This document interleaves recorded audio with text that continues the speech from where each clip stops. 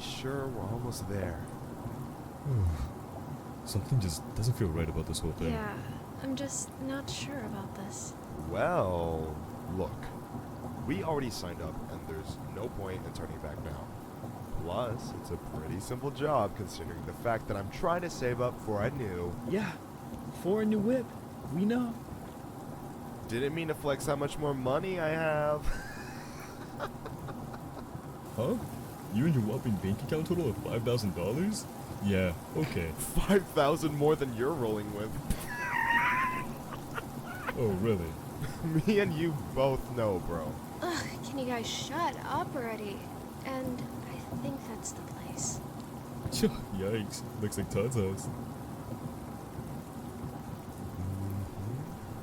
This place really did go downhill. Huh. Yep, guess so.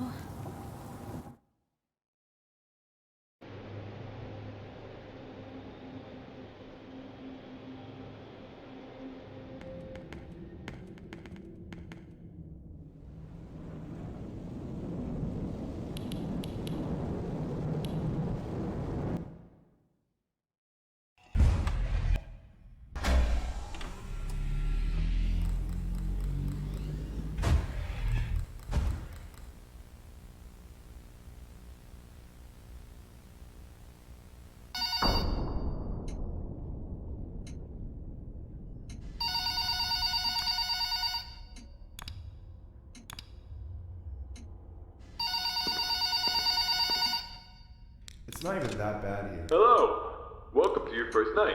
I'd like to congratulate you on the behalf of Tony's Tacos on earning your position here as security personnel. We know it's a big deal, so don't worry. We'll make sure you're equipped with the right tools necessary to complete this job. So with that being said, let's get you acquainted.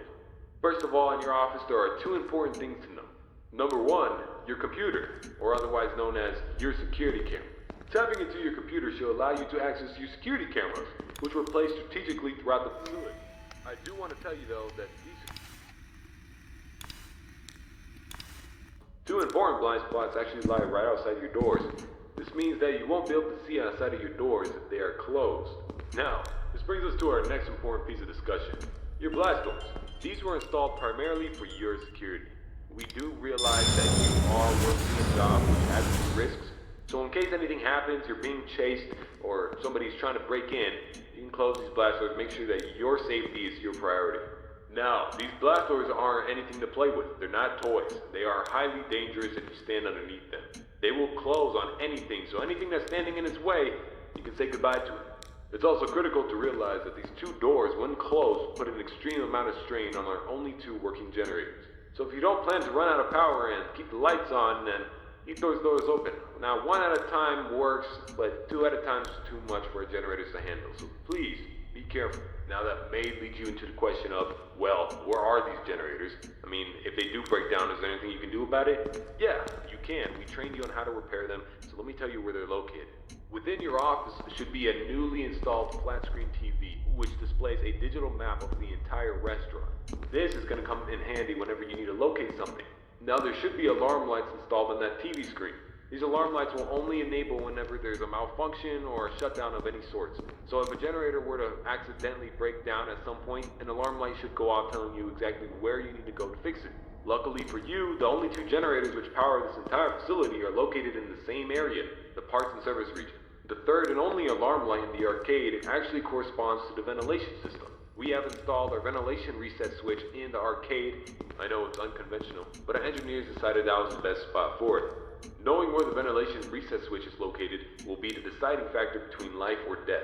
The cons about purchasing an old abandoned pizzeria is that everything around it's pretty much historic. I mean, they're antiques, so your ventilation system sucks. Sorry to break it to you, but you're gonna have to reset it every once in a while. And since all the doors are locked here, you're not gonna have an extra airflow of air anytime soon.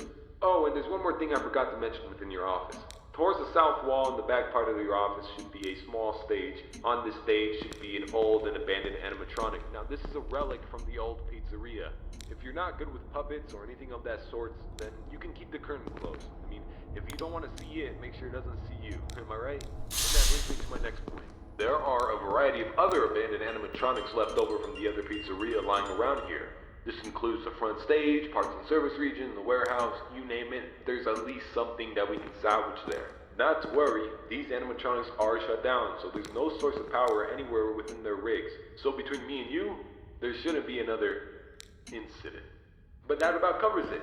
It should be a very smooth night, uneventful. You should be able to get accustomed and acquainted with everything, and I hope to see you tomorrow. You have a good night.